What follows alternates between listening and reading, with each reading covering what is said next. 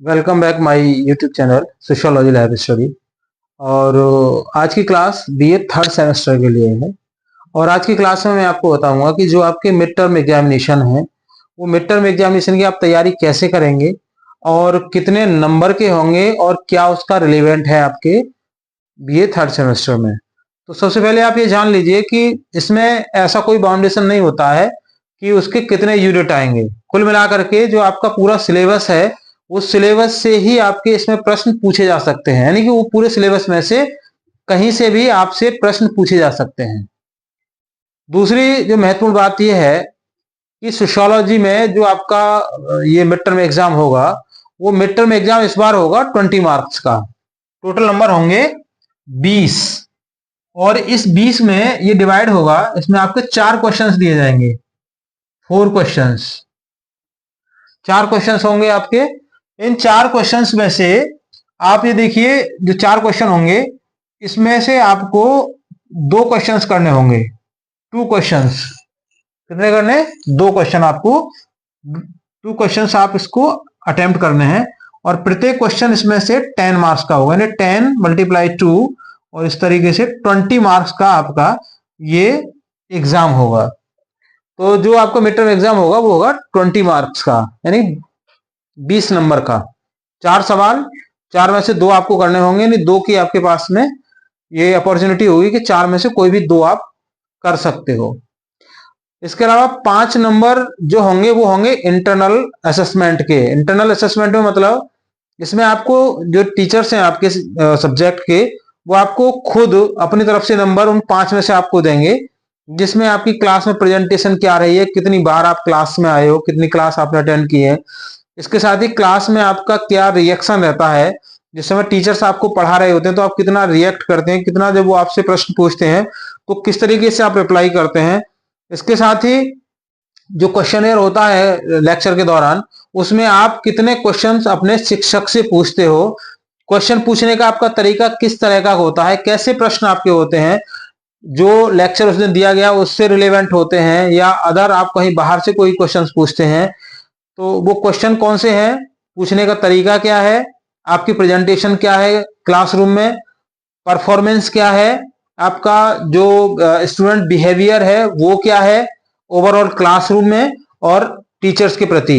तो इन सबको मिलाकर के 5 नंबर शिक्षक के पास हैं आपके, उनमें से वो आपको देंगे। तो कुल मिलाकर के जो पूरा आपका जो इंटरनल एग्जाम है, मिड टर्म एग्जाम है, वो 25 मार्क्स का है, यानी 20 का आपका ये एग्जाम्स हो जाएगा। एक बार फिर समझ लीजिए, 20 नंबर का होगा ये, 4 क्वेश्चंस होंगे जिसमें से आपको 2 करने होंगे, प्रत्येक 10 नंबर का होगा। इस तरीके से 20 नंबर का होगा आपका ये। 5 नंबर जो असेसमेंट है उसके शिक्षक के पास होंगे, शिक्षक उनको देगा और वो आपको ऑब्जर्व करेगा जो मैंने बिंदु बताए हैं उनके आधार पर। तो फिलहाल देख लेते हैं ये जो 20 नंबर के हैं उनमें से आपका सिलेबस, जैसे मैं आपको बता रहा हूं, कोई पार्टिकुलर इसका कोई सिलेबस नहीं है, पूरी किताब में से वो प्रश्न कहीं से भी पूछे जा सकते हैं। फिर भी एक रफली आइडिया के आधार पर मैं आपको बता रहा हूं कि जैसे जो पहली आपकी यूनिट है, पहली यूनिट मतलब पेपर जो आपका है ना वो 2 भागों में बटा हुआ है। एक है social change and social movement, social change and social movement in India, सामाजिक परिवर्तन और सामाजिक आंदोलन, है ना, भारत में सामाजिक परिवर्तन और सामाजिक आंदोलन, ये आपके पेपर का नाम है। तो इसमें से 2 भाग हैं, एक किसका है, सोशल चेंज का है और एक सोशल मूवमेंट का है।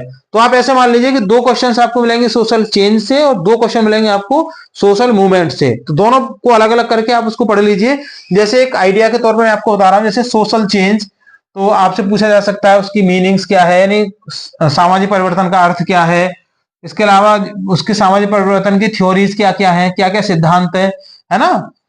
तो चेंज के बारे में मैं थोड़ा सा आपको बता दूं, हल्का सा आप ये ध्यान रखिएगा, जब आपसे कभी अगर ये ऐसा पूछा जाता है कि सामाजिक परिवर्तन का क्या अर्थ है या सामाजिक परिवर्तन से आप क्या समझते हैं, तो सिंपल सी बात आप याद रखिए कि जो परिवर्तन होता है ना, जो चेंज होता है, उस चेंज को डिफाइन करने के लिए आपके पास में 3 एलिमेंट्स होने जरूरी होते हैं। पहला होता है ऑब्जेक्ट, ऑब्जेक्ट, दूसरा होता है इसमें टाइम और तीसरा होता है इसमें वेरिएशन, वेरिएशन। इनके आधार पर ही हम डिसाइड करते हैं कि परिवर्तन क्या है। परिवर्तन का मतलब होता है बदलाव। मैं बाद में पढ़ाऊंगा पूरा विस्तार से, फिलहाल मेरा जो उद्देश्य है वो आपको यहाँ पर सिलेबस को समझा देने का है, तो आप इसको समझ लीजिए। तो ये आप अर्थ बता सकते हैं इसका।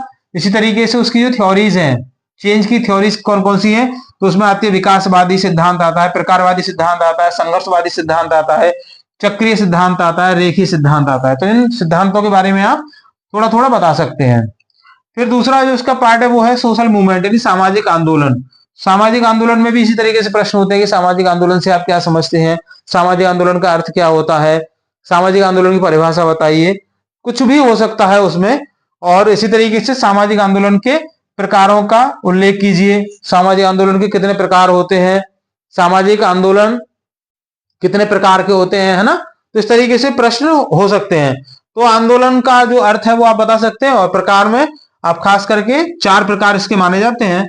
एक होता है वैकल्पिक, दूसरा होता है मुक्तिदायी, तीसरा होता है सुधारात्मक, और चौथा होता है क्रांतिकारी। 4 प्रकार हैं, आप उनके बारे में थोड़ा थोड़ा लिख सकते हैं अगर इस तरीके का प्रश्न आ सकता है। तो ये मैं आपको एक आइडिया के आधार पर आपको यहाँ पे बता रहा हूँ कि इन जो सिलेबस के जो यूनिट है इनसे प्रश्न पूछे जा सकते हैं, क्योंकि ये बहुत ही इंपॉर्टेंट यूनिट्स हैं सिलेबस की। एग्जाम में भी इन यूनिट से प्रश्न जरूर आता है। तो इसलिए जो आपकी मिड टर्म एग्जाम है उसमें भी एग्जामिनर्स जो है इन्हीं से ही प्रश्न आपके अधिकांशता रखते हैं। तो संभावना रहती है कि इसी से प्रश्न आपके रखे गए होंगे। तो आप इन जो यूनिट है उनको थोड़ा सीरियसली आप देख लीजिए, आपका एग्जाम अच्छे से हो जाएगा। तो मुझे लगता है जानकारी पर्याप्त है, और फिर भी अगर इनमें से आपको डिटेल से अगर आप पढ़ना चाहते हो तो मुझे कमेंट बॉक्स में लिख के आप बता सकते हैं। मैं 1-2 क्लासेस आपको आगे दे दूंगा, जिससे कि इसका पूरा कंसेप्ट आपका क्लियर हो जाएगा। So thank you. अगर मेरे चैनल पर नए हैं तो आप उसको सब्सक्राइब जरूर कर लीजिएगा। वीडियो पसंद आए लाइक शेयर कीजिएगा सभी विद्यार्थियों के लिए। चैनल पर जुड़ने के लिए थैंक यू। मिलेंगे अगली क्लास में, तब तक के लिए जय हिंद।